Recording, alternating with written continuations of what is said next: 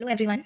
Today I have picturized a story. The name of the story is The Ant and the Dove. So before narrating the story, I would like to tell some difficult words which I have found in the story. Those are searching, looking for, way up, climbing, drowned, sunk or engulfed, trouble, problem, plugged off, remove, dropped, fell, struggling, striving or fighting, bit, chunk. So the picturization is this. One hot day, an ant was walking here and there in searching some water.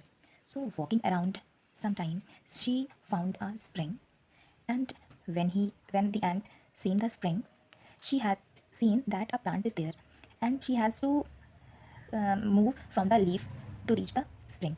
So when she was climbing from the leaf, she slipped and fell into the spring. So when she fell into the spring, a dove was there. So the dove seen her.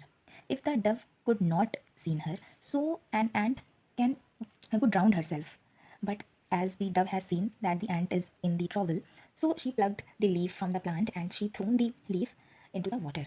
And the ant has seen the leaf, so she climbed on the leaf and she carried herself to the dry ground. And when she came outside, a hunter, at that time, a hunter came and he threw a net to trap the dove.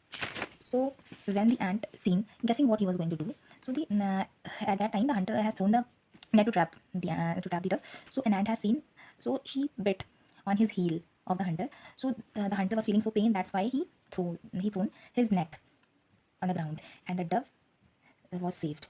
So the dove now was free to fly over. So the moral of the story is good turn deserves another. I have made some questions also on this. So first question is this: who was searching for the water? Where did she come? An ant was searching for what? Where did she fall? Who has seen her drowning? Why was the ant in trouble? Who was struggling? Who did help of ant? How did she carried her safely to dry ground? Who came after some time? Who helped the dove? Where did the ant bit?